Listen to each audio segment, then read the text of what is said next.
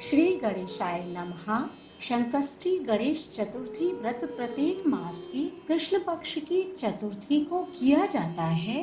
भाद्रपद मास के कृष्ण पक्ष की चतुर्थी को किया जाने वाला व्रत भाद्रपद संकष्टी गणेश चतुर्थी व्रत कहलाता है। इस चतुर्थी को बहुला चतुर्थी भी कहते हैं। यह संकट नाशन चतुर्थी कही जाती है। भादव कृष्ण चतुर्थी सभी संकटों की नाशक, विविध फलदायक एवं संपूर्ण सिद्धियों को देने वाली है।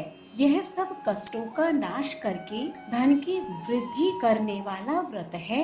इस दिन एकदंत गणेश जी की पूजा की जाती है। गणेश जी की पूजा करने के साथ ही व्रत कथा का पाठ अवश्य करना चाहिए। गणेश चतुर्थी की व्रत कथा को सुनने मात्र से ही विघ्नहर्ता सभी प्रकार के विघ्नों और कष्टों का नाश कर देते हैं। संकष्टी गणेश चतुर्थी व्रत कथा। राजा युधिष्ठिर ने अपने दुखों के नाश के लिए श्री कृष्ण जी से उसका उपाय पूछा। इस पर श्री कृष्ण ने संकट नाशक गणेश चतुर्थी व्रत की कथा सुनाई। उन्होंने कहा, एक बार पार्वती जी ने गणेश जी से पूछा कि हे पुत्र, भादव कृष्ण चतुर्थी को संकट नाशक चतुर्थी कहा गया है, अतः उस दिन का व्रत किस प्रकार किया जाता है, मुझसे समझाकर कहिए। गणेश जी ने कहा, हे माता, भादव कृष्ण चतुर्थी सभी संकटों की नाशक और सुख समृद्धि को प्राप्त कराने वाली है।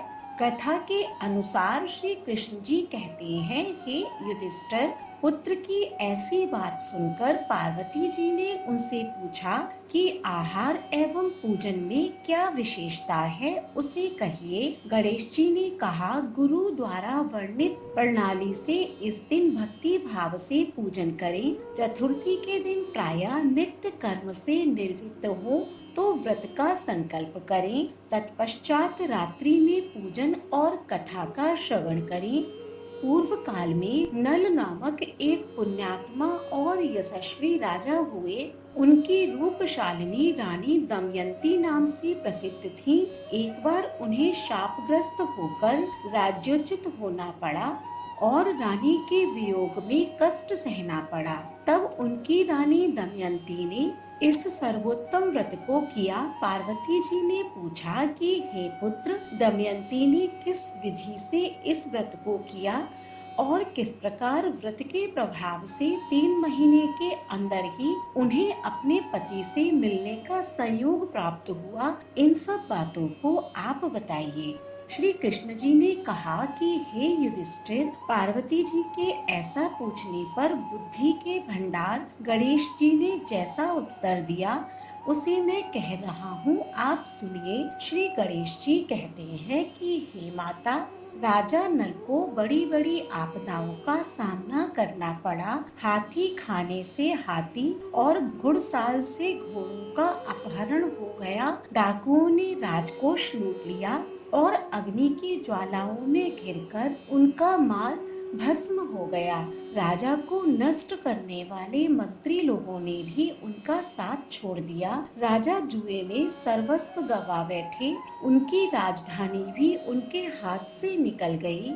सभी ओर से निराश और असहाय होकर राजा नल वन में चले गए। वन में रहते रहते उन्हें दमयंती के साथ अनेक कष्ट झेलने पड़े। इतना ही नहीं, उनका उनकी रानी से भी वियोग हो गया।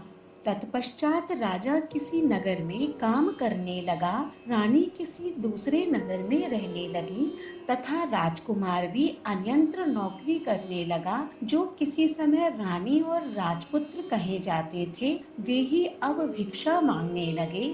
तरह तरह के रोगों से पीड़ित होकर, एक दूसरे से विलग होकर कर्म फल को भोगते हुए दिन बिताने लगे। एक समय की बात है कि वन में भटकते हुए दमयंती ने महर्षि शरभंग के दर्शन किए। उसने उनके पैरों पर नतमस्तक हो हाथ जोड़कर कहा कि हे ऋषिराज, मेरा अपने पति से कब मिलान होगा। मेरा भाग्य कब लौटेगा, हे मुनिवर, आप निश्चित रूप से बतलाइए। श्री कृष्ण जी कहते हैं कि दमयंती का यह उत्तम प्रश्न सुनकर शरभंग मुनि ने कहा कि हे दमयंती, मैं तुम्हारे कल्याण की बात बता रहा हूँ, सुनो। इससे घोर संकट का नाश होता है। यह सब कामनाएं पूर्ण करने वाला एवं शुभदायक है।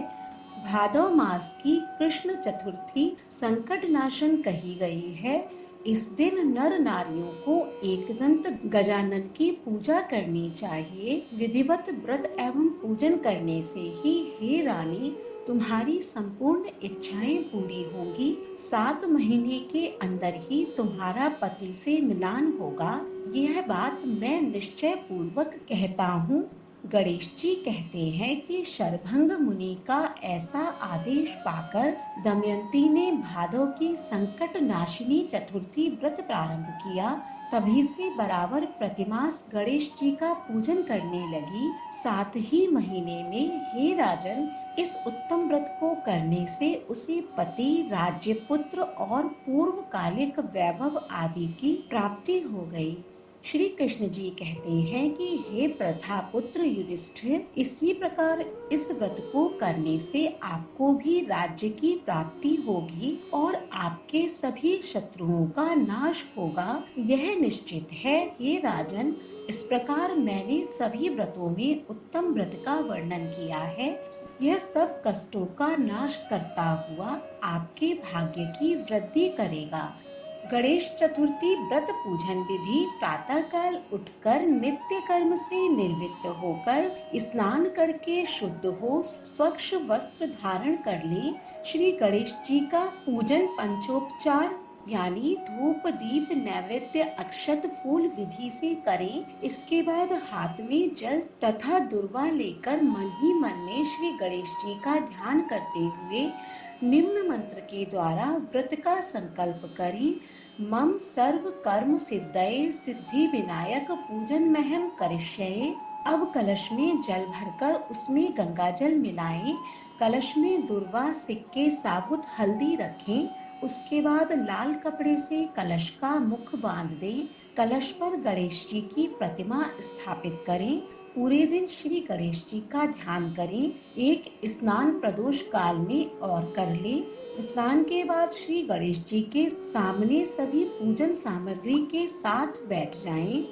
विधि विधान से गणेश जी का पूजन करें। वस्त्र अर्पित करें। नैवेद्य के रूप में मोदक अर्पित करें। चंद्रमा के उदय होने पर चंद्रमा की पूजा करके अर्घ्य अर्पण करें। उसके बाद गणेश चतुर्थी की कथा सुने अथवा सुनाएं। तत्पश्चात गणेश जी की आरती करें। भोजन के रूप में केवल मोदक ही ग्रहण करें। इस प्रकार से की गई पूजा और इस कथा के श्रवण मात्र से ही विघ्नहर्ता आपके जीवन के सभी कष्टों को हरकर सुख समृद्धि का आशीर्वाद देते हैं। संकष्टी गणेश चतुर्थी व्रत की कथा पसंद आई हो तो कमेंट बॉक्स में श्री गणेशाय नमः अवश्य लिखें। ऐसे ही धार्मिक वीडियोस देखने के लिए हमारे चैनल को सब्सक्राइब करें। धन्यवाद।